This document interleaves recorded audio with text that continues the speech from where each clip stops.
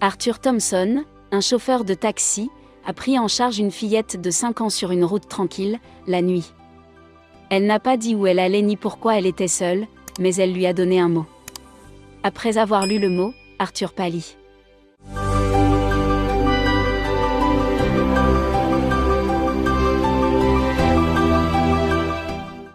Arthur est né et a grandi dans une petite ville du sud du New Jersey. À l'âge de 50 ans, il se considérait fièrement comme un homme heureux qui avait accompli tout ce qu'il voulait dans la vie. Il était un mari bien-aimé, un père adoré et un grand-père incroyablement merveilleux. Il vivait un mariage heureux avec sa femme Daisy depuis près de 30 ans. Bien sûr, leur vie était pleine de hauts et de bas. Mais ils ont traversé les moments difficiles ensemble, comme le ferait n'importe quelle famille forte et aimante. Il a travaillé comme infirmier à l'hôpital principal de la ville, et il a passé sa vie à travailler comme chauffeur de camion, habitué à conduire un poids lourd transportant des marchandises dans tout le pays.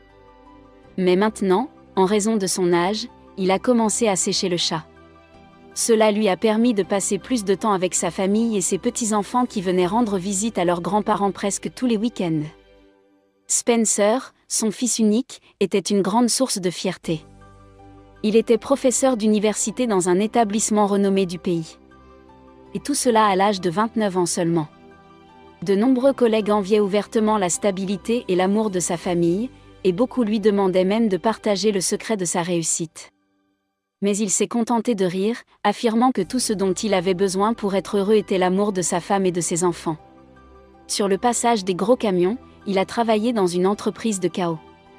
Il était traité avec le plus grand respect, et ses patrons appréciaient grandement sa vaste expérience de la rue et des transports.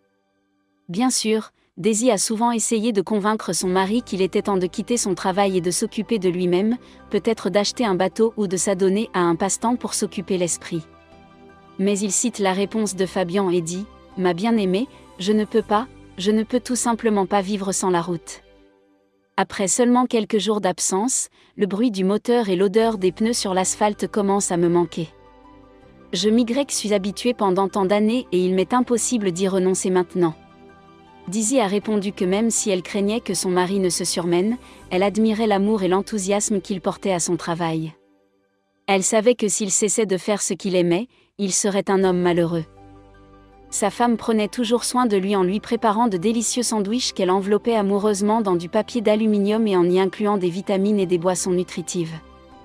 Mais elle était loin de se douter, en préparant le repas de son mari le 6 mars 2009, qu'il vivrait la journée la plus inhabituelle de sa vie, qui changerait à jamais la vie de la famille Thompson.